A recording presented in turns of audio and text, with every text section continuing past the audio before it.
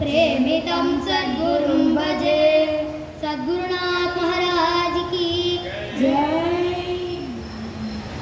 याराडिनार इनी याराडुवार,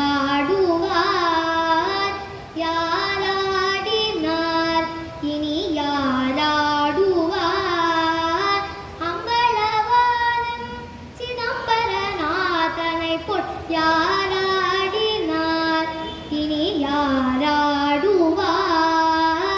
मीन्विळि शिवगामि तन्नै मरंद, मीन्विळि शिवगामि तन्नै मरंद, मेल्लடி தூக்கி புன்னகையுடன் நடனம் யாராடினார் இனி யாராடுவார்.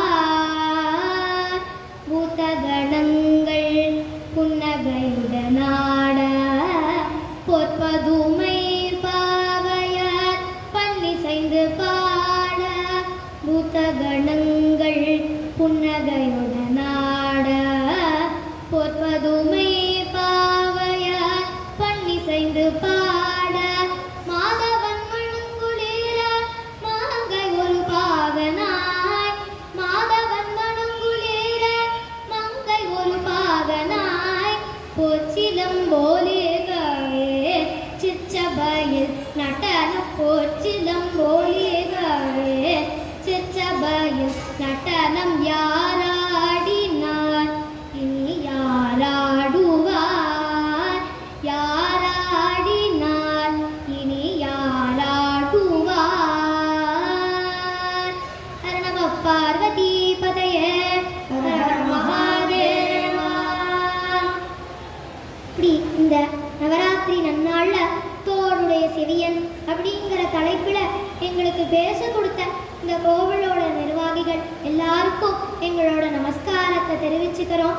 இது நவராத்திரி நன்னாள்னால முதல்ல அம்பாளோட பெருமையை பத்தி பார்த்துட்டு அர்த்தநாரீஸ்வரரோட பெருமையை பத்தி பார்க்கலாம். विद्या समस्तास्तवदे विभेदाः, स्त्रियः समस्तात् सकला जगत्सु त्वयैकया पूरितमम्बयैतत् काते स्तुतिस्तव्य परापरोक्तिः. இந்த ஸ்லோகம் என்ன சொல்றதுன்னா, அம்மா இந்த லோகத்துல எல்லா வித்யைகளாகவும் நீதா இருக்க, இந்த லோகத்துல இருக்கக்கூடிய எல்லா ஸ்திரீகளுமே உன்னோட ஸ்வரூபம்தான், இந்த லோகம் முழுக்க சர்வம் சக்திமயம்னு நிரம்பப்பட்டிருக்கு அப்படின்னு சொல்றது. அதனால தான் நம்ம பாரத தேசத்துல பெண்களை ரொம்ப சிறப்பாக கொண்டாடுறோம். இந்த நவராத்திரி சமயத்துல கன்யா பூஜை, சுவாசினி பூஜை போன்ற பூஜைகளெல்லாம் பண்ணி பெண்களை ரொம்ப சிறப்பாக கொண்டாடுறோம். பெண்களை தெய்வத்தை விட ஒரு படி வசதியாகவே கொண்டாடியிருக்கா அப்படின்னு தான் சொல்லணும். சேக்கிழார் பெருமானும் தன்னுடைய பெரிய புராணத்தில் பெண்களை தெய்வத்தை விட ஒரு படி வசதியாகவே சொல்லியிருக்கார். இந்த உலகம் முழுக்க சேர்த்து சிவபெருமான் தான் ஒரே தெய்வம்னு சொல்லிட்டு இருக்கிற சமயத்தில் அப்பேற்பட்ட அந்த சிவபெருமானே கரைக்கால் அம்மையார அம்மானு கூப்பிட்டார். இன்னைக்கும் நீங்க சிவன் கோவில்ல போனேன்னா 63 நாயன்மார்களோட சந்நிதியும் இருக்கும். அதுல 63 நாயன்மார்களும் நின்றுருப்பான். சிவபெருமான் காரைக்கால் அம்மையார் மட்டும் உட்கார்ந்துருப்பான். ஏன் அப்படின்னா ஒரு பிள்ளைக்கு முன்னாடி அம்மா நிற்கணும்னு அவசியம் இல்லை இல்லையா? அந்த காரணத்தினால தான் இப்பேற்பட்ட இந்த அகிலாண்ட கோடி பிரம்மாண்ட நாயகியான அம்பாளை உபனிஷத்துல ஆரம்பிச்சு புராணம், ஸ்தல புராணம், காவியம்னு விதவிதமான கிரந்தங்களை அம்பாளோட பெருமையை சொல்லப்பட்டிருக்கு, விவரிக்கப்பட்டிருக்கு. அப்படி சொன்னாலுமே அம்பாளோட பெருமையை முழுசா சொல்லி முடிக்க முடியலையாம்.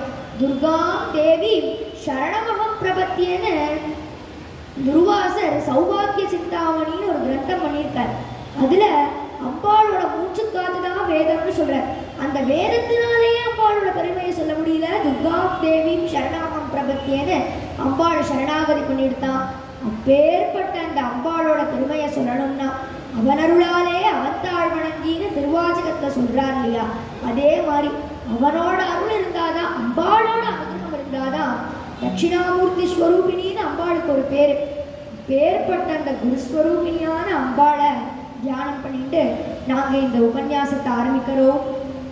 ஓம் சக்தி ஓம் சக்தி ஓம் பராசக்தி ஓம் சக்தி ஓம் சக்தி ஓம் ஓம் சக்தி ஓம் சக்தி ஓம் பராசக்தி ஓம் சக்தி ஓம் சக்தி ஓம் ஓம் சக்தி ஓம் சக்தி ஓம் சக்தி ஓம் சக்தி ஓம் சக்தி ஓம் சக்தி ஓம். சொல்லு கடங்காவே பராசக்தி சூரத்தடங்கள் எல்லாம், சொல்லு கடங்காவே பராசக்தி சூரத்தடங்கள் எல்லாம், வல்லாமை தந்திடும் வாழ் பராசக்தி வாழி என்ற துதிப்போம், வல்லாமை தந்திடும் வாழ் பராசக்தி வாழி என்ற துதிப்போம். ஓம் சக்தி ஓம் சக்தி ஓம் பராசக்தி ஓம் சக்தி ஓம் சக்தி ஓம் ஓம் சக்தி ஓம் சக்தி ஓம் சக்தி ஓம் பராசக்தி ஓம் சக்தி ஓம் சக்தி ஓம். ஜெகன்மாதாதி பராசக்திக்கு ஜெய். இப்படி அர்த்தநாதீஸ்வரர், அர்த்தம் அப்படின்னா பாதி அப்படின்னு அர்த்தம், நாரி அப்படின்னா பெண் அப்படின்னு அர்த்தம், ஈஸ்வரன் அப்படின்னா ஆண் அப்படின்னு அர்த்தம். இப்படி ஒரு ஆண் தன்னோட பாதிய பெண்ணுக்கு கொடுத்துருக்கார். யாரவர்? சாக்ஷாத் சக்தியும் சிவபெருமானும் தான். எப்போ ஒரு காயின் மாதிரி தான். அந்த காயினுக்கு பூ தலைன்னு 2 பகுதி இருக்கு இல்லையா? அதே மாதிரி தான் ஒரே பரதத்துவத்தோட வெவ்வேறு ரூபங்கள் தான் இந்த சக்தியும் சிவனும். பரஸ்பர தபசம்பத் பலாயுத பரஸ்பரௌ பிரபஞ்ச மாதா பிதரௌ பிரபஞ்சௌ ஜாயாபத்து ஸ்தூமக அப்படின்னு அப்பைய தீட்சிதர் தன்னுடைய ஸ்லோகத்தில் சொல்றார். பரஸ்பர தபசம்பத், அம்பாள் அடையறதுக்கு சிவபெருமான் 1000 வருஷம் தபஸ் பண்ணார். சிவபெருமான் அடையறதுக்கு அம்பாள் 1000 வருஷம் தபஸ் பண்ணா. இவா ரெண்டு பேரும் சிவபெருமானோட தபஸ்னால கிடைச்சவள் அம்பாள், அம்பாளோட தபஸ்னால கிடைச்சவர் சிவபெருமான். இப்படி 2 பேரும் அந்யோன்யமா சேர்த்துட்டு 2 பேரும் இந்த லோகத்தை சிருஷ்டி பண்ணியிருக்காளாம். அது மட்டும் இல்லை, ஒரே பரதத்துவத்தோட புருஷ ரெப்ரசன்டேட்டிவ் சிவபெருமான், ஃபீமேல் ரெப்ரசன்டேட்டிவ் அம்பாள். இப்படி இவா 2 பேர் தான் இந்த லோகத்தோட முதல் தம்பதிகள்.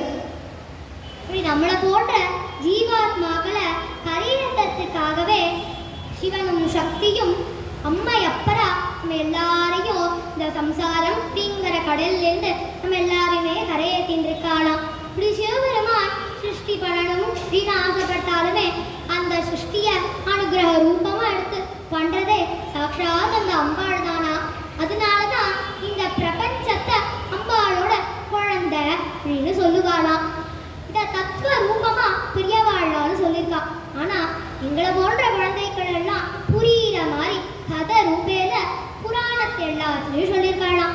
இப்படி தக்ஷனுக்கு மகளா தாக்ஷாயினியா பிறந்து இப்படி தன்னோட கணவரான சிவபெருமான்னு சிவபெருமான யாகம் பண்ற இடத்துல கூப்பிடாம அங்க தாக்ஷாயினி போய் அக்னி பிரவேசம் பண்ணி அம்பாள் இல்லாத சிவபெருமான் ரொம்ப கஷ்டப்பட்டு தபஸ் பண்ண போயிடுறார்.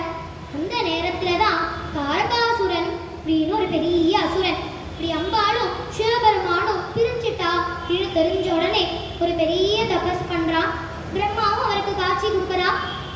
அவன் இப்படி அம்பாளும் சிவபெருமானும் பிரிஞ்சிட்டான்னு தெரியும்ல, அதனால அம்பாளுக்கும் சிவபெருமானுக்கும் பிறக்கிற குழந்தையாலதான் எனக்கு மரணம் ஏற்படணும் அப்படின்னு வரத்தை வாங்கிடுறான்.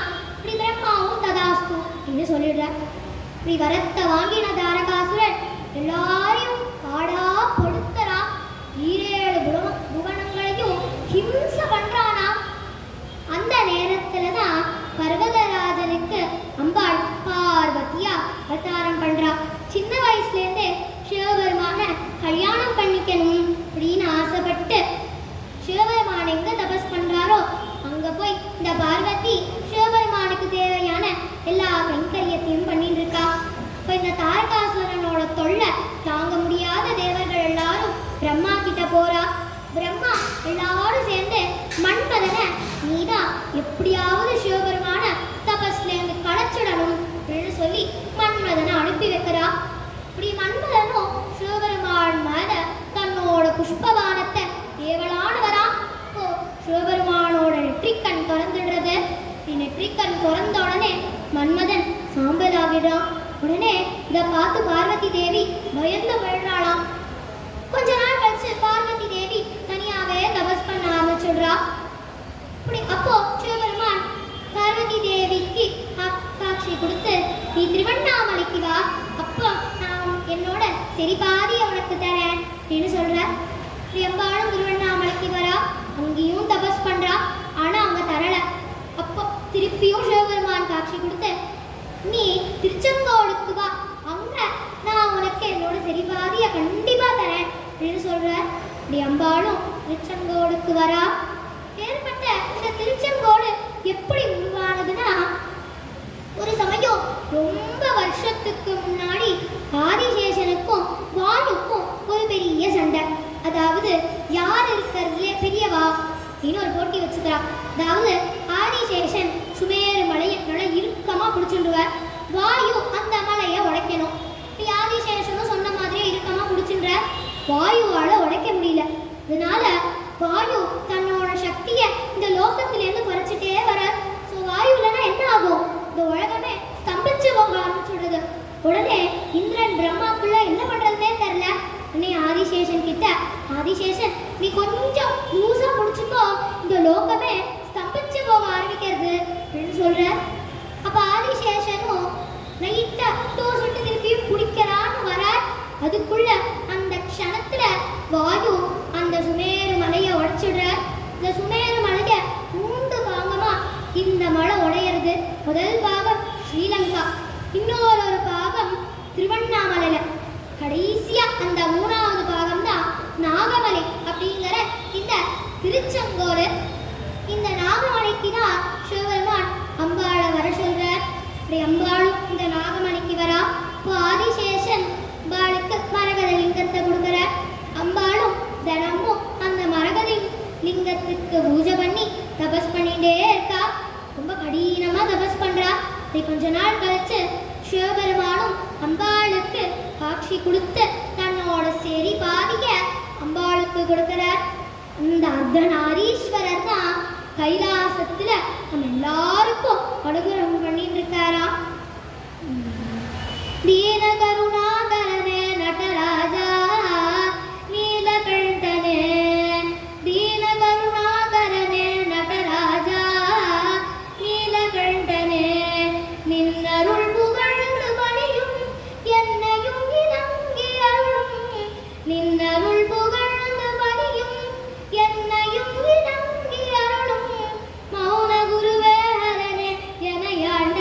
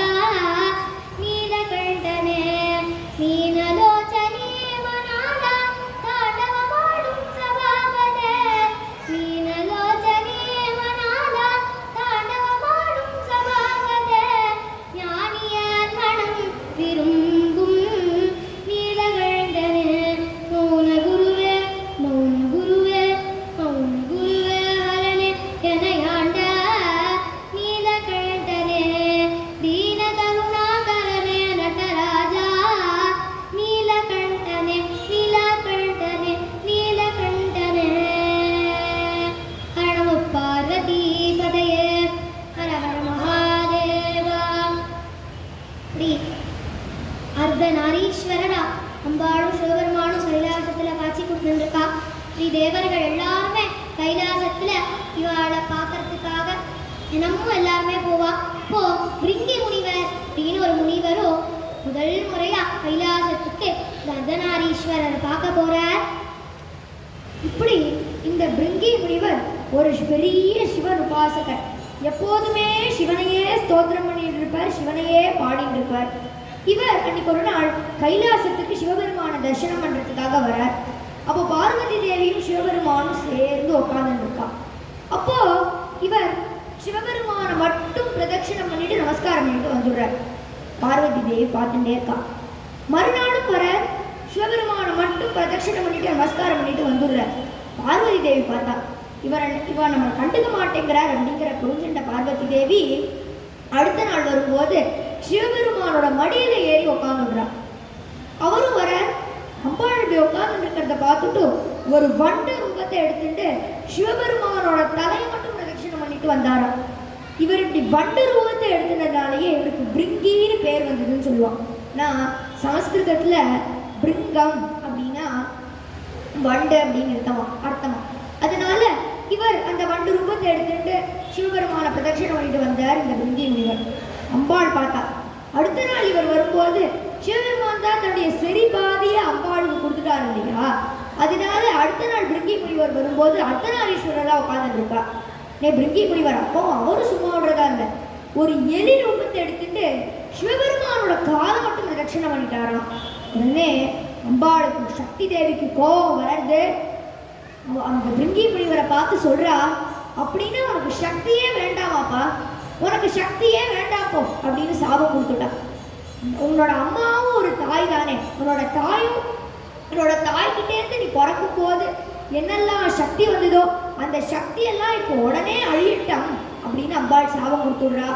பொதுவாக ஒரு குழந்தை அம்மா வயத்துலேருந்து பிறக்கும்போது அந்த குழந்தையோட மசில்ஸ் ரத்தம் இது ரெண்டும் அம்மா கிட்டேருந்து வரும், அப்பா கிட்டேருந்து எலும்பு நரம்பெல்லாம் வரும்.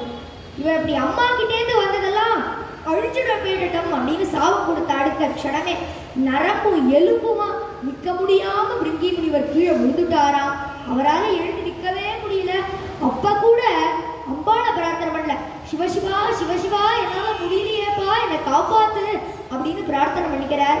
அந்த சமயத்துல அம்பாள் திடீர்னு சக்தியை எடுத்துட்டாலே தவிர அவர் விழுந்துட்டாருங்கிற போது மன துருக்கிட்டான். அதனால அவருக்கு சக்தியை கொடுக்கலையே தவிர அவர் எழுந்து நிற்கிறதுக்கு ஒரு ஊன்றுகோலை கொடுத்தா. அந்த ஊன்றுகோலை பிடிச்சிட்டு நிற்க முடியாம நிற்கிறாராம். அப்பதான் அவருக்கு சக்தியோட மகாத்மியம் புரியுது. இதுவரையில சிவபெருமான மட்டும் பாடிட்டு இருந்த பிருங்கி முனிவர் இப்போ சக்தி தேவி சிவபெருமான் ரெண்டு பேரையும் சேர்த்து அர்த்தநாரீஸ்வரரா பாட ஆரம்பிச்சுட்டாராம். அப்புறமா சொன்னார், எப்படி கைலாசத்துல எனக்கு அர்த்தநாரீஸ்வரரா அப்படி காட்சி கொடுத்தேளோ அதே மாதிரி பூலோகத்திலையும் காட்சி கொடுக்கணும் அப்படின்னு சொல்ற சமயத்துல திருச்செங்கோடு அப்படிங்கிற க்ஷேத்திரத்துல அம்பாளும் சிவபெருமானும் அர்த்தநாரீஸ்வரரா காட்சி கொடுத்தாளாம். இந்த பிருங்கி முனிவர் கேட்டதுனால தானே அர்த்தநாரீஸ்வரரா காட்சி கொடுத்தார். அதனால இந்த பிருங்கி முனிவருக்கும் திருச்செங்கோடு அர்த்தநாரீஸ்வரர் கோவில்ல அவர் அந்த ஊன்றுகோலை குடிச்சிட்டு இப்படி நிற்கிற மாதிரி ஒரு சன்னதி உண்டாம். இப்படி சிவபெருமானும் சக்தியும் வேற வேற இல்லை அப்படிங்கிறத ரெண்டு பேரும் ப்ரூவ் பண்ணிட்டே இருக்கா. இப்படி இந்த அர்த்தநாரீஸ்வரர் ரூபத்தை தன்னோட நிறைய தேவாரத்துல பாடினவர் தான் திருஞான சம்பந்தர்.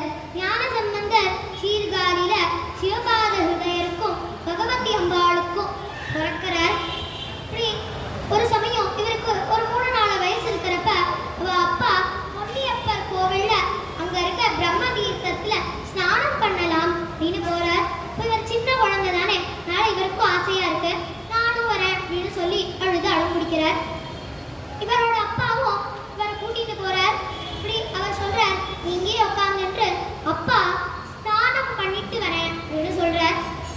சிவபாத ஹிருதயரும் ஸ்நானம் பண்ணிட்டு தன்னோட பண்ற நித்திய கர்மாக்களையும் பண்ணிட்டு வரத்துக்கு கொஞ்சம் கால தாமதம் ஆயிடுது. ஞான சம்பந்தர் சின்ன குழந்தை தானே, இதனால அப்பாவை காணுமே அப்படின்னு அம்மா அப்பான்னு அழுக ஆரம்பிச்சிடுறார். இந்த ஞான சம்பந்தரை முருகனோட அம்சம் அப்படின்னு சொல்லுவா. முருகனோட அம்மா அப்பா யாரு? அந்த சிவபெருமானும் அம்பாள் தானே. நான் அந்த தொன்னியப்பருக்கும் அம்பாளுக்கும் ஒரு கஷ்டமா அழுதான். ஐயோ என்னோட குழந்தை அழுகிறதே அப்படின்னு தொன்னியப்பரும் சாட்சாத் அந்த அம்பாளுமே வந்து இவருக்கு அம்பாளோட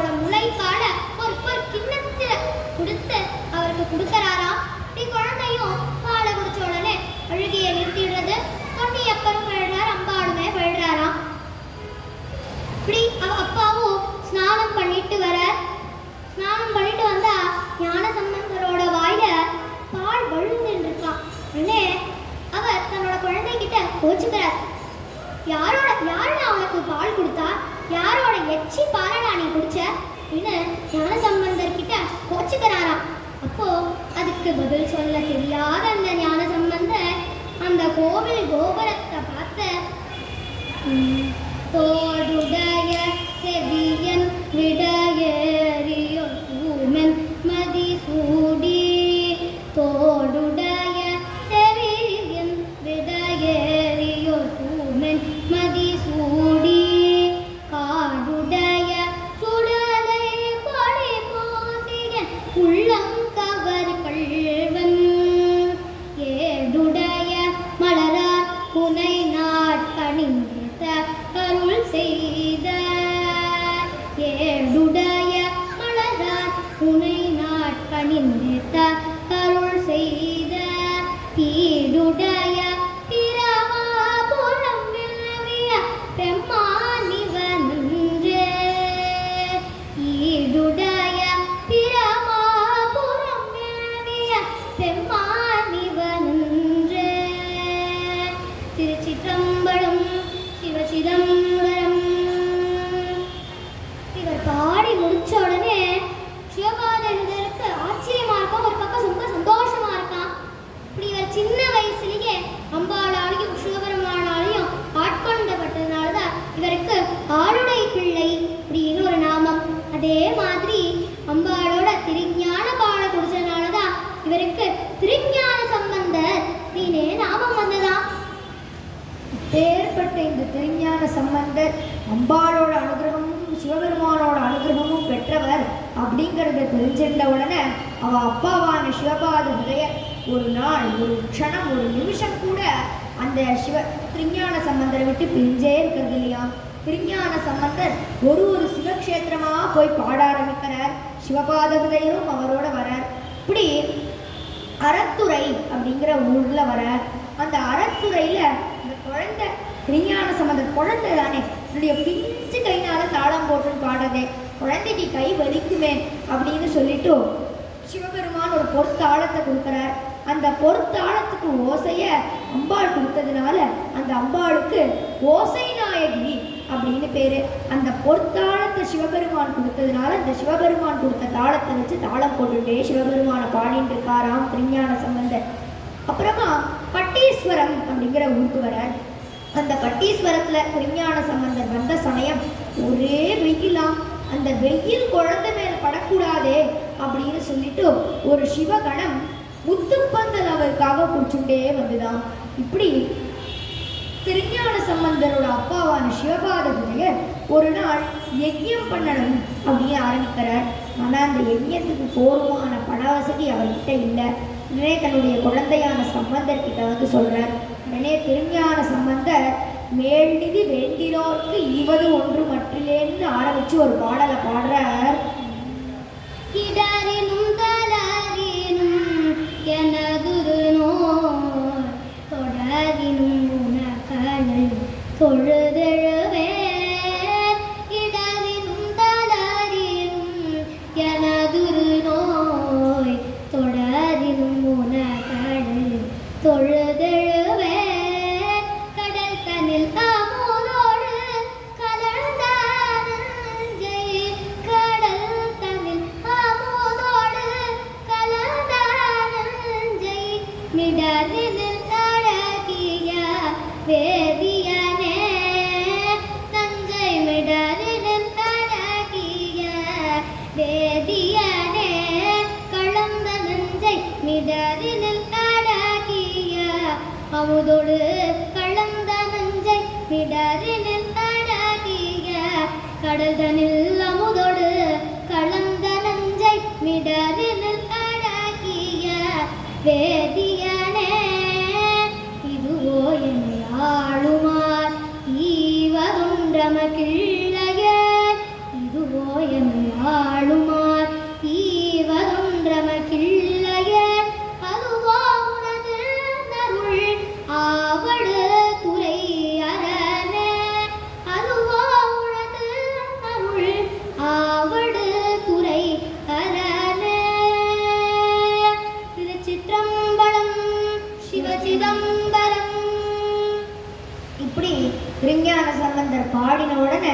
ஒரு சிவகணம் அவர்கிட்ட ஒரு பொற்கிண்ணத்தை கொண்டு வந்து கொடுத்து, பொற்கிண்ணம் நிறையா காசு கொண்டு வந்து கொடுத்து சொன்னதாம், உங்கள் மேலே சிவபெருமான் கிட்ட பரிபூர்ணமான அனுகிரகம் இருக்கு, அதனால இந்த கிண்ணத்திலேருந்து நீங்க காசை எடுக்க எடுக்க குறையாது வந்துட்டே இருக்கும் அப்படின்னு சொல்லி கொடுத்துட்டு போச்சான்.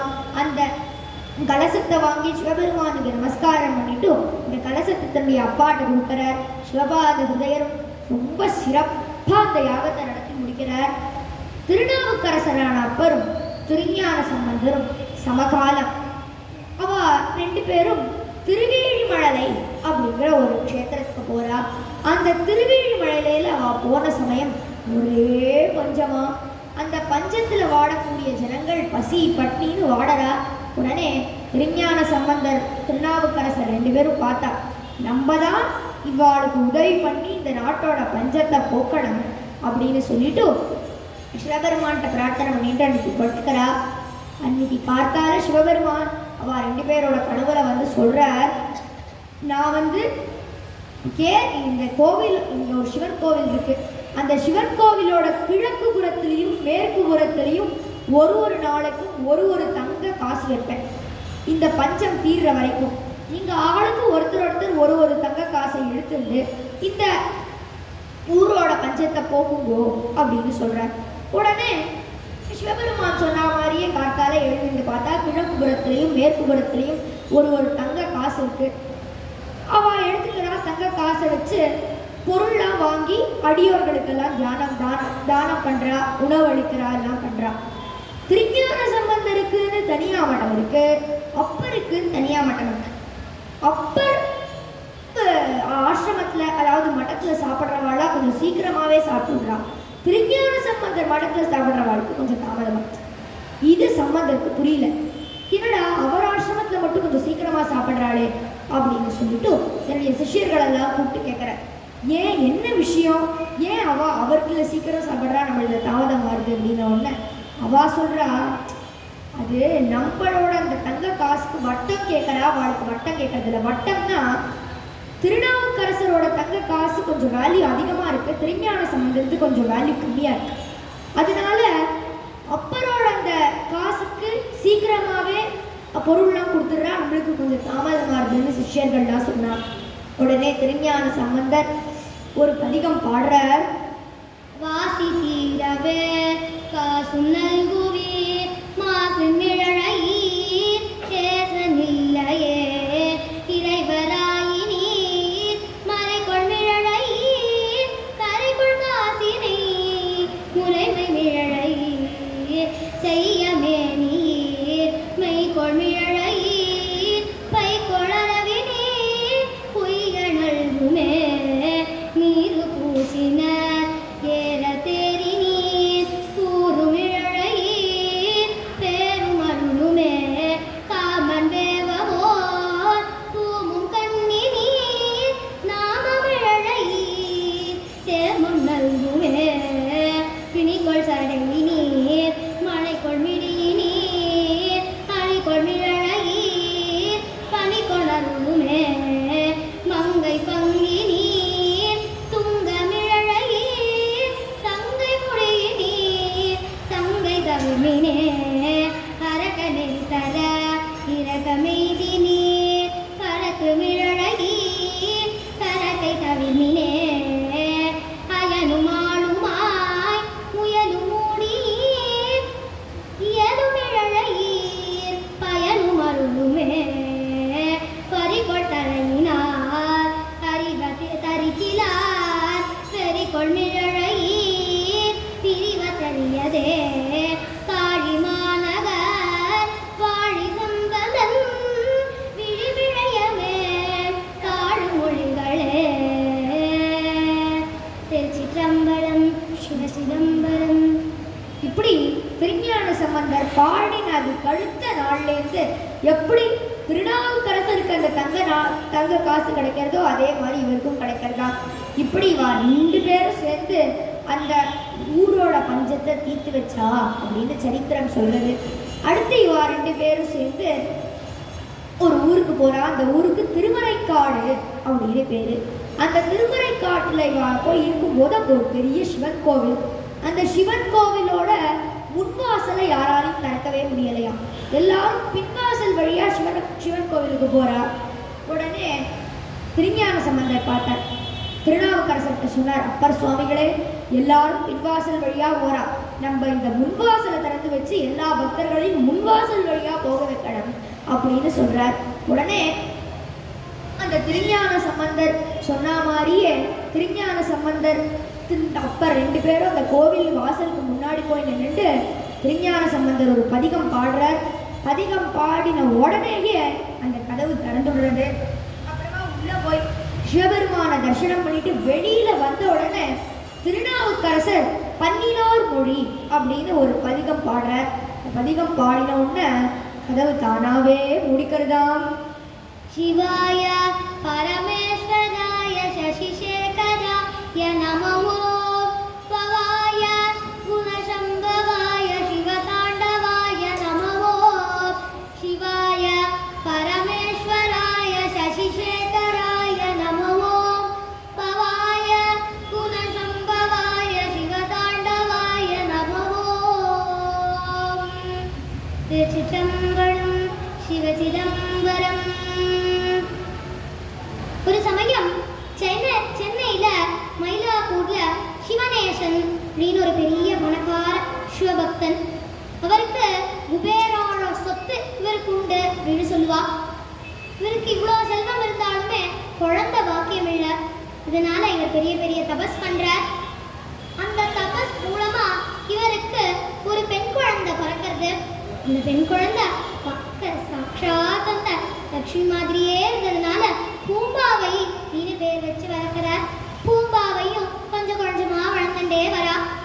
அவளுக்கு கொஞ்சம் நிறைய வயசான உடனே அவ தன்னோட தோழிகளோட சேர்ந்து தோட்டத்துக்கு பூ பறிக்கிறதுக்காக போறா. அப்போ மல்லிகை செடியில இருக்க மல்லிப்பூவை பறிக்கலாம் அப்படின்னு வரா. அப்போ அந்த செடியில இருந்த ஒரு பாம்பு இவளை கொட்டிடுறது. இவளும் மயங்கி கீழே விழுந்துடுறா. உடனே தோழிகள்லாம் இவளை அவ அப்பா கிட்ட கூட்டிட்டு போறா. அவ அப்பா பெரிய பணக்காரர்ல, இதனால பெரிய பெரிய வைத்தியர்கள், பெரிய பெரிய மந்திரவாதிகள் அப்படின்னு எல்லாரையும் கூப்பிடுறார்.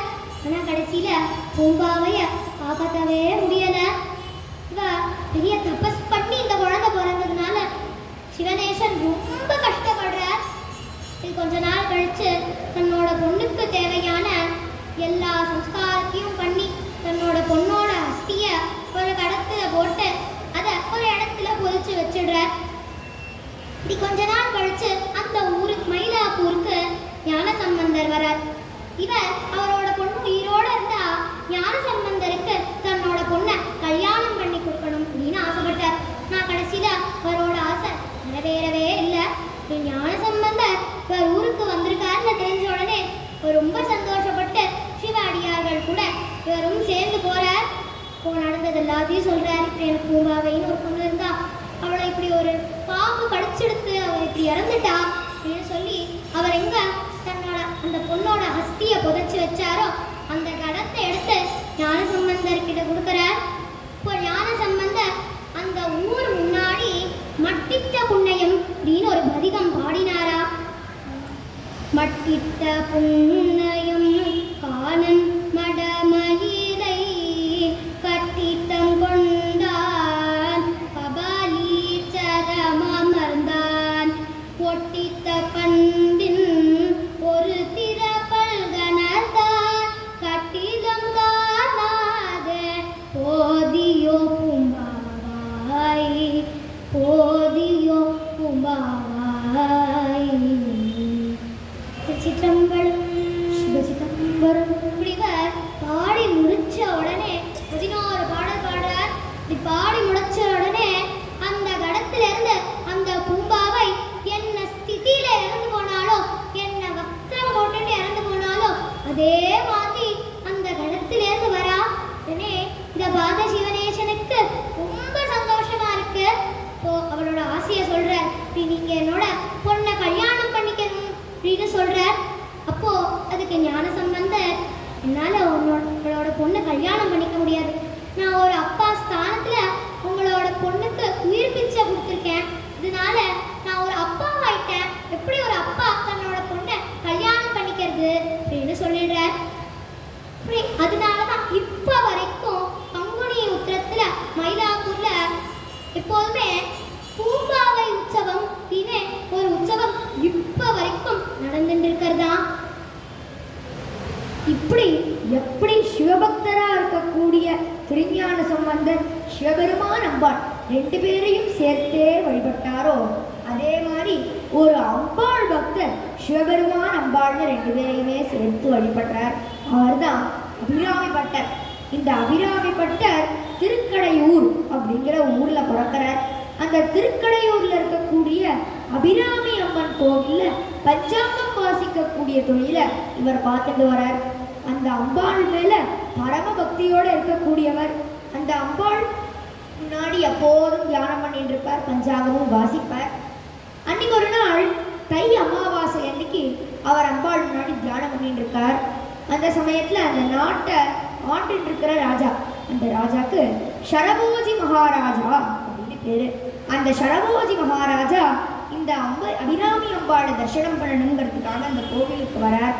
வர சமயத்துல ராஜா வரார் இல்லையா, அதனால எல்லாரும் பூர்ண கும்பத்தை கொடுத்து வரவேற்கிறா. ராஜா அந்த கோவிலுக்குள்ள வந்து அம்பாளை தரிசனம் பண்ணிட்டு இப்படி திரும்பி பார்க்கறார். திரும்பி பார்த்தா இந்த அபிராமி பட்டர் உட்காந்து தியானம் பண்ணிட்டு இருக்கார். ராஜாவுக்கு கொஞ்சம் கோபம் வருது. என்னடா இவர் நம்மளை வரவேற்கிறதுக்கு வரவே இல்லையே அப்படின்னு கோபம் வருது. அங்க இருக்கிறவாளெல்லாம் பார்த்து கேட்கிறார், இவர் யாரு என்ன அப்படின்னு. உடனே அவள்லாம் சொல்றா, ஒரு சில பேர்லாம் இவரை பத்தி நல்லதா சொல்றா. இவர் ரொம்ப நல்லவர், இந்த கோவில்ல பஞ்சாங்கம் வாசிக்க கூடியவர், இந்த கோவில்ல இருக்கக்கூடிய அபிராமி அம்பாள் மேல பரமபக்தியோட எவ்வாறு தியானம் பண்ணிட்டே இருப்பார், அப்பேற்பட்ட நல்ல பெரிய பக்தர் இவர் அப்படின்னு சொல்றார். சில பேர்லாம் இவரை பத்தி கெட்டவரா, இவர் ரொம்ப மோசம், ரொம்ப அபிராமி மேல அம்பாள் மேல பக்தின்னு சொல்லி நடிக்கிறார், இவர் கள்ளன் அப்படின்லாம் சொல்றா. ராஜா சும்மா இந்த கெட்டவன் சொல்றதா கொஞ்சம் நம்பரா. அதனால அந்த ராஜா இவரை டெஸ்ட் பண்ணி பார்க்கணும் அப்படின்னு சொல்லி அவருக்கு முன்னாடி போய் நின்று, நீங்க தான் இந்த கோவில்ல பஞ்சாங்கம் வாசிக்கிறாமே, இன்னையோட திதி என்ன அப்படின்னு கேட்கிறார்.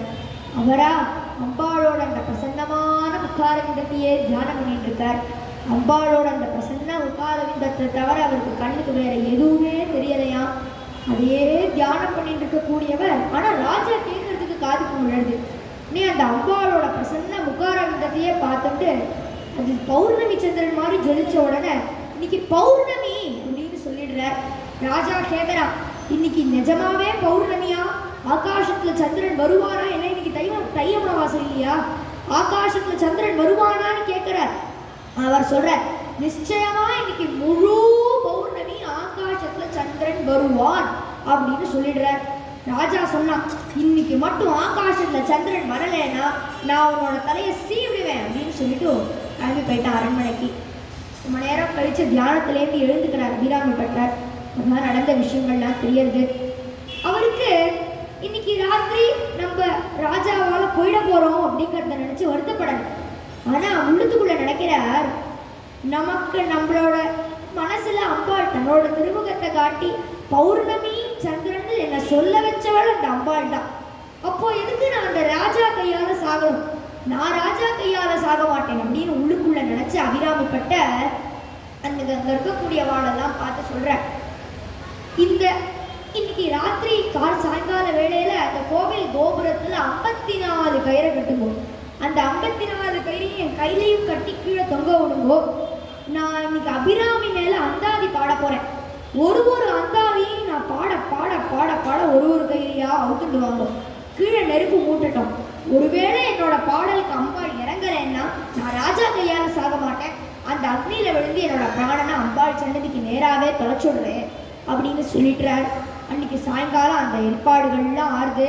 அவர் அப்படி அந்த கயிறில் அவரை கட்டியிருக்கா. ஒரு அந்தாதியா பாட ஆரம்பிக்கிறார். ஒரு கயிறா அவுத்துட்டே வர 54வது அந்தாதி பாடுறார். அப்போ 54வது கயிறை அவுத்து முடிக்கிற அந்த சமயத்துல அம்பாள் ஆகாசத்துல பிரத்யட்சமாயி தன்னோட தாட்டங்கம் இருக்கு இல்லையா, அந்த தாட்டங்கத்தை கழட்டி ஆகாசத்துல வீசி எரிஞ்சாளாம். அந்த ஆகாசத்துல வீசி எரிஞ்ச உடனே அது பௌர்ணமி சந்திரனா மாறி ஜொலிச்சுதான் தையமாவாசிய பௌர்ணமியாவே அம்பாள் ஆக்கிட்டாளாம். ஜகதோதாரிணி மாதா ஜகதோதாரிணி மா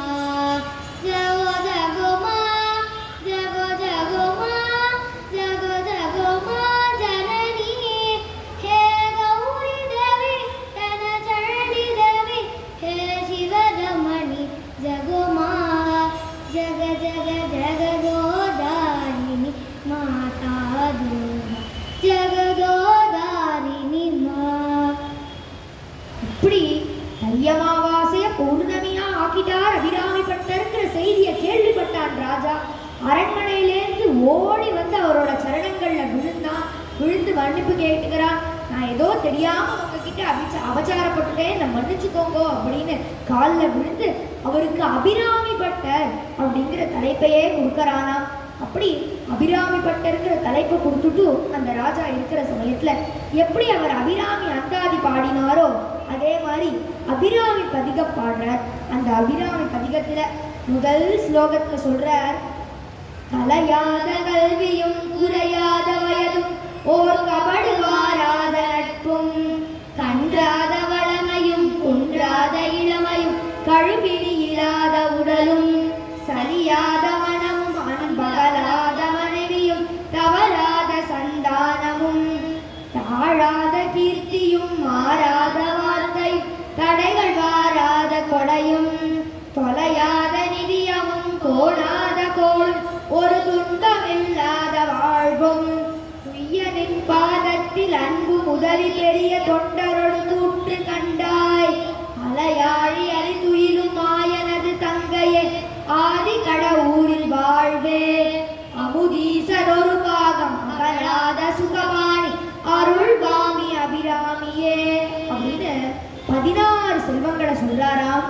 அழையாத கல்வியும், அதாவது முதல்லயே கல்வியை பத்தி சொல்றார். ஏன்னா இருக்கிறதுலே உயர்ந்த செல்வம்னா அது கல்வி செல்வம். அதுவும் எப்பேற்பட்ட கல்வி வேணும், கலையாத கல்வி வேணும். இப்படி கர்ணனுக்கு நல்ல கல்விதான் இருந்தது, ஆனா அவன் கெட்ட வழிக்கு போனான். அந்த நேரத்துல அவனோட கல்வி அவனுக்கு உதவல. அந்த மாதிரி கல்வி இருக்கக்கூடாது, கலையாத கல்வி வேண்டும். கலையாத கல்வியும் குறையாத வயது, அதாவது 4 புருஷார்த்தங்களான அறம், பொருள், இன்பம், வீடு, இந்த 4ஐயும் நம்ம அனுபவிக்கிற வயது வேண்டும். அதாவது குறையாத வயது. ஓர் கபடு வாராத நட்பும் உள்ளொன்று வைத்து புறமொன்று பேசுவார் உறவு கலவாமை வேண்டும் அப்படின்னு ராமலிங்க அடிகளார் சொல்றார். உள்ள ஒன்று வச்சு வெளியில ஒன்று நண்பன்கிட்ட பேசக்கூடாதா, அப்படி ஒரு கள்ளங்கபடமே இல்லாத நட்பம், அததான் ஓர் கபடு வாராத நட்பும். அடுத்து கன்றாத வளமையும். வளமை அப்படின்னு இந்த இடத்துல தானத்தை சொல்றார். எந்த தானத்தை சொல்றார்? தானத்துக்குள்ளேயே சிரேஷ்டமான தானம் அன்னதானம். அந்த அன்னதானத்தை சொல்றார். தான் மட்டும் உனக்கு சாப்பிடக்கூடாது, புறத்தியாருக்கும் கொடுக்கணுமா. எப்படி கொடுக்கணுமா? கொடுக்க கொடுக்க குறையாம ஊற்று நீர் மாதிரி கொடுக்கணுமா.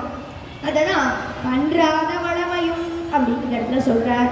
குன்றாத இளமையும், அதாவது இளமையில தான் நம்மளால ஓடி விளையாடி இருக்க முடியும். ஆனா நம்ம வயசாக நம்ம முடியெல்லாம் நினைச்சிரும், நம்ம உடல்லாம் தளர்ந்து போயிடும். அப்படி உடல் கூட தளர்ந்து போனா கூட மனசு தளராம இருக்கணும். அதான் குன்றாத இளமையும். கழுவினி இல்லாத உடலும். வாழற வாழ்க்கைய நோய் நொடி இல்லாம வாழணும். நோயற்ற வாழ்வே குறைவற்ற செல்வம்னு சொல்றா இல்லையா, மாதிரி நோயற்று வாழணுமா. அததான் இந்த இடத்துல பிரார்த்தனை பண்ணிக்கிறார். கழுவினி இல்லாத உடலும் சலியாத மனமும். உடல் நன்னா இருக்கு, ஆனா மனசு தளர்ந்து போயிருக்கு அப்படின்னா அதுவும் பிரயோஜனம் இல்லை. மனசு நல்லா திடமா இருக்கு, ஆனா உடல் நோய் நொடியோட இருக்கு அப்படின்னா அதுவும் பிரயோஜனம் இல்லை. அதனாலதான் தன்னுடைய பிரார்த்தனையில இது ரெண்டுத்தையும் சேர்த்தே கொண்டு வர. கழுவினி இல்லாத உடலும் சலியாத மனமும். அடுத்தது அன்பு அகலாத மனைவியும். ஒரு மனுஷனுக்கு 4 ஆசிரமங்கள் இருக்கு. பிரம்மச்சாரி, கிரகஸ்தன், வானப்பிரஸ்தன், சன்னியாசி அப்படின்னு 4 ஆசிரமங்கள். அதுல இந்த பிரம்மச்சாரி, வானப்பிரஸ்தன், சன்னியாசி சௌக்கியமா இருக்கணும் அப்படின்னா அதுக்கு கிரகஸ்தன் சௌக்கியமா இருக்கணும். கிரகஸ்தன் சௌக்கியமா இருக்கணும்னா அதுக்கு பத்னி அனுகூலமா இருக்கணும். பத்னி அனுகூலமா இருக்கணும். அதுதான் திருவள்ளுவர் திருக்குறள்ல சொல்றார், இல்வாழ்வான் என்பான் இயல்புடைய மூவர்க்கும் நல்லாற்றின் என்ற துணை அப்படின்னு சொல்றார். தவறாத சந்தானமும் அப்படின்னா குழந்தைகள். அதாவது குழந்தைகள் நல்லா ஆரோக்கியமா பிறந்து நல்லா கல்வியோட நல்லா ஆரோக்கியமா வளர்ந்து நீண்ட பொழுதின் பெரிதுவக்கும் தன் மகனை சான்றோன் என கேட்ட தாய் வீடு திருவள்ளுவர் சொன்ன மாதிரி தன்னோட அம்மா அப்பாவை பெருமைப்படுத்தணும்.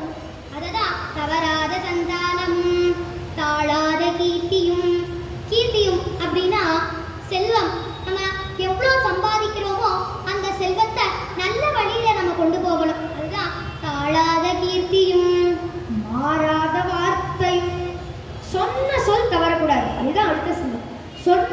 நம்ம தவறக்கூடாது. இன்னைக்கு ஒன்று சொல்லிட்டு நாளைக்கு நான் அதை சொல்லவே இல்லையேன்னு பொய் சொல்லக்கூடாது. ஹரிஷ்சந்திர மகாராஜா கடைசி வரல சத்தியத்திலேயே நின்றார். தசரத மகாராஜா கைகேயிக்கு நான் வரம் தரேன் அப்படின்னு வாக்கு கொடுத்தார். கடைசியில இந்த 2 வரத்தையும் தந்தார் பாருங்க. அதே மாதிரி ராமச்சந்திர பிரபு 14 வருஷம் காட்டுக்கு போறேன்னு பிரதிஜை எடுத்துட்டார். 14 வருஷம் காட்டுக்கு போனார். அவ அந்த மகாபுருஷர்கள்லாம் காட்டினது என்ன? மாறாத வார்த்தையும் தடைகள் மாறாத கொடையும். தடைகள் மாறாத கொடையும். கொடை அப்படின்னா தானம், நல்ல காரியம் அப்படின்னு அர்த்தம். நல்ல காரியம் பண்ணணுங்கிற மனசு இருக்கும் போதே பண்ணிடணுமா, அப்புறமா பண்ணிக்கலாம், நாளைக்கா பண்ணிக்கலாம் அப்படின்னு தள்ளி போட்டோம்னா அதுக்கு ஏதாவது தடைகள் வந்துடும். அதுக்கு தடையா இருக்கிறது என்ன? அந்த தள்ளி போடுறது. அந்த தள்ளி போடுறதா இருக்கக்கூடிய தடை வரக்கூடாதுன்னு பிரார்த்தனை பண்ணிக்கிறேன். தடைகள் வாராத கொடையும். தொலையாத நிதியமும் தோணாத கோளும்.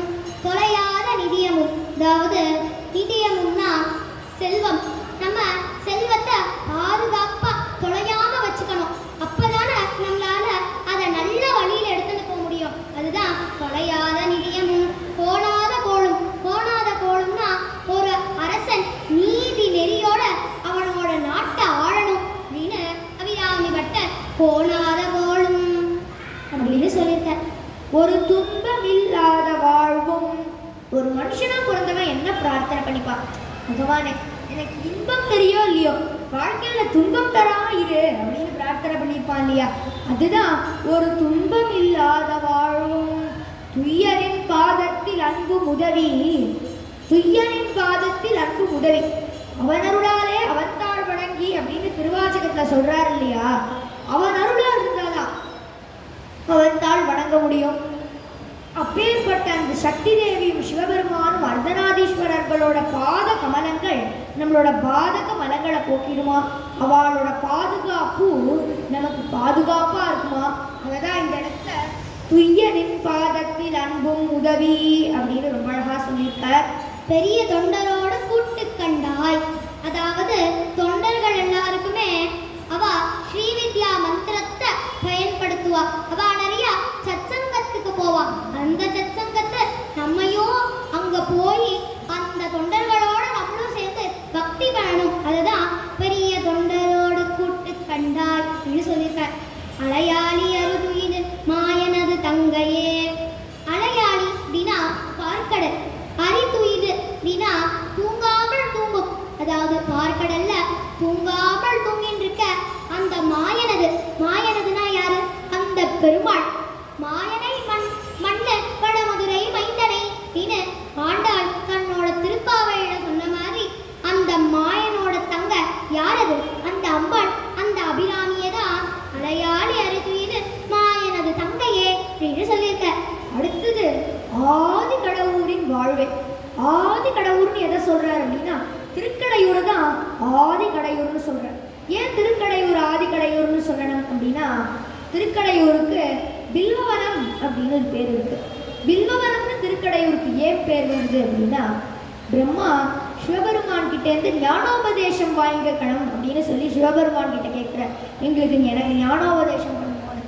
உடனே சிவபெருமான் சொல்றார், அவர்கிட்ட ஒரு வில்வ விதையை கொடுத்து சொல்றார், இந்த வில்வ விதைய நீ பூமியில போட்ட உடனே ஒரு முகூர்த்தத்துக்குள்ள அந்த வில்வ விதை எப்போ மரமா வளர்றதோ அந்த இடத்துல நீ தபஸ் பண்ணு, உனக்கு நான் ஞானோபதேசம் பண்றேன் அப்படின்னு சிவபெருமான் சொல்லிடுறார். உடனே பிரம்மதேவர் பல இடங்கள்ல போட்டு பார்க்குறார், அது முளைக்கல. கடைசியில இந்த திருக்கடையூர்ல வந்து போடுறார். திருக்கடையூர்ல போட்ட உடனே அது ஒரு வில்வவரமா வளர்ந்துடுறதா. அப்படி இந்த சரித்திரம் ஆதி காலத்துல நடந்தது. அதனால ஆதி கடையூரின் வாழ்வே அப்படின்னு அபிராமி அம்பாளை சொல்றார். அமுதீசர் ஒரு பாகம் மகளாத சுகபாணி அருள்வாமி அபிராமியே.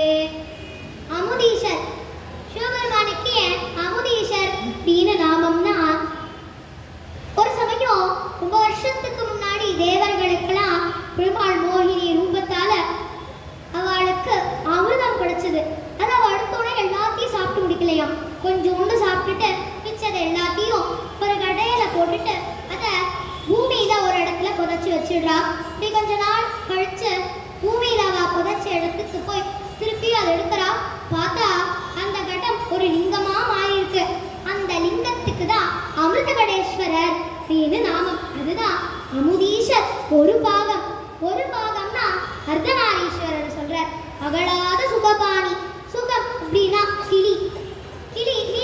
வச்சுருப்பா.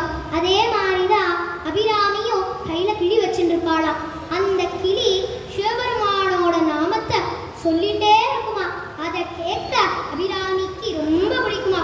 அருள்வாவி அபிராமியே. அபிராமி பட்டர் ஒரு அம்பாள் உபாசகர் தான். ஆனா அம்பாள் தான் எனக்கு அனுகிரகம் பண்ணும், எனக்கு சிவன்னா வேண்டாம் அப்படின்னு சொல்லலையா. சிவபெருமானும் அம்பாளும் ரெண்டு பேரும் சேர்ந்து அர்த்தநாரீஸ்வரரா இந்த லோகம் ஃபுல்லா அனுகிரகம் பண்ணணும். அருள்வாமி அபிராமியே அப்படின்னு சொல்லியிருக்கார். வேறுபட்ட இந்த நவராத்திரி சமயத்துல எங்களுக்கு இந்த அம்பாளை பற்றி சொல்றதுக்கு வாய்ப்பு கொடுத்த இந்த கோவில் நிர்வாகிகள் அனைவருக்கும் எங்களோட நன்றியையும் நமஸ்காரத்தையும் தெரிவிச்சுக்கிறோம். எங்களுக்கு இந்த கதையை கற்றுக் கொடுத்த எங்களோட குரு திருமதி மோகனா ஸ்ரீனிவாசன் அவர்களுக்கும் எங்களோட நன்றியையும் நமஸ்காரத்தையும் தெரிவிச்சுக்கிறோம். ஓம் மங்களம் ஓங்கார மங்களம் ஓம் நம சிவாய குருவே மங்களம் நாமங்களம் நக்கார மங்களம் நாமதேவ நிலையான குருவே மங்களம் மங்களம் ஓம் மங்களம் ஓங்கார மங்களம் ஓம் நம சிவாய குருவே மங்களம் மாமங்களம் மக்கார மங்களம் மாமரூப நிலையான குருவே மங்களம் மங்களம் ஓம் மங்களம் ஓங்கார மங்களம் ஓம் நம சிவாய குருவே மங்களம் ஸ்ரீமங்களம் சிக்கார மங்களம் சிவரூப நிலையான குருவே மங்களம் மங்களம் ஓம் மங்களம் ஓங்கார மங்களம் ஓம் நம சிவாய குருவே மங்களம் வாமங்களம் வக்கார மங்களம் வாமரூப நிலையான குருவே மங்களம் மங்களம் ஓம் மங்களம் ஓங்கார மங்களம் ஓம் நம சிவாய குருவே மங்களம் யாமங்களம் யக்கார மங்களம் எல்லா ரூப நிலையான குருவே மங்களம் மங்களம் ஓம் மங்களம் ஓங்கார மங்களம் ஓம் நம சிவாய குருவே மங்களம் ஓம் நம சிவாய குருவே மங்களம். சத்குருநாத் மகாராஜ் கி ஜெய். ஹர நம பார்வதி பதயே ஹர ஹர மகாதேவா. தென்னாடுடைய சிவனே போற்றி, எந்நாட்டவர்க்கும் இறைவா போற்றி போற்றி. ஏகம்பத்துரை எந்தாய் போற்றி, பாகம் பெண்ணொரு ஆனாய் போற்றி. காவாய் கனகத்திரளே போற்றி, திரு கைலை மலையானே போற்றி போற்றி. திருச்சிற்றம்பலம் சிவ சிதம்பரம். ஜெகன்மாதாதி பராசக்தி கி ஜெய். ஆஞ்சநேய சுவாமி கி ஜெய்.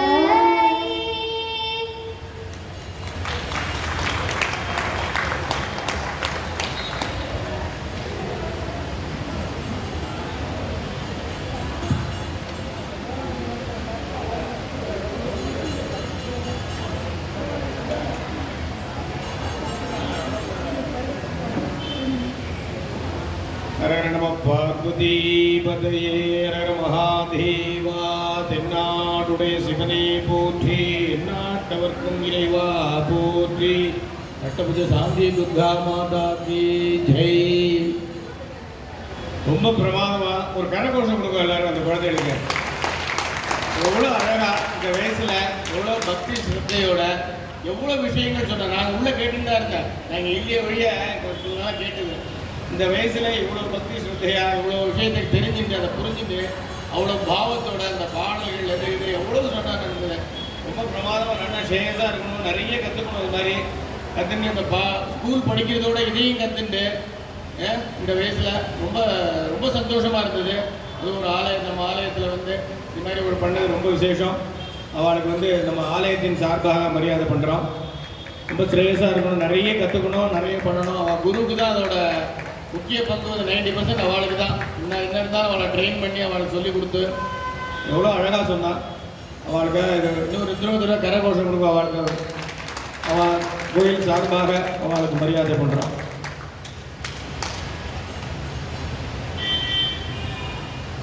அடுத்த வருஷம் இன்னும் பிரமாதமாக பண்ணிட்டு சங்கீதத்தோட நல்ல பக்கவாத்தியங்களோடு வச்சுட்டு பாடணும். ஓகே, நிறைய கற்றுக்கணும், நிறைய மேடைகள் பண்ணோம். அவளுக்கு வந்து பகவான் அனுகிரகம் பண்ணணுன்னு அர்த்தநாரீஸ்வரி அம்பா சமேத அர்த்தநாரீஸ்வரர் அஷ்டபுஜ சாந்தி துர்காவும் பிரார்த்திக்கிறோம்.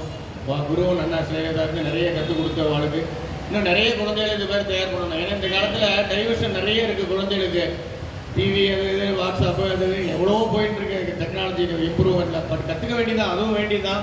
இருந்தாலும் அந்த சமயத்தில் இந்த மாதிரி ஒரு அனுபவம் வந்ததுன்னு வச்சுக்கோங்களேன், அவளுக்கு நல்ல பிற்காலம் நல்லா சந்தோஷமாக இருக்கும், அவளுக்கு படிப்பும் நல்லா வரும். இது ஒரு எக்ஸசைஸ் மாதிரி. இது சங்கீதம், பக்தி இதுதான் முக்கியம் வேணும் நமக்கு, நம்ம குழந்தைகளுக்கெல்லாம். அதை வந்து நிறைய பேர் கற்றுக் கொடுத்து நிறைய ட்ரெயின் பண்ணணும்னு அவளுக்கு ஒரு விண்ணப்பத்தை வைக்கிறேன் இது மூலமாக.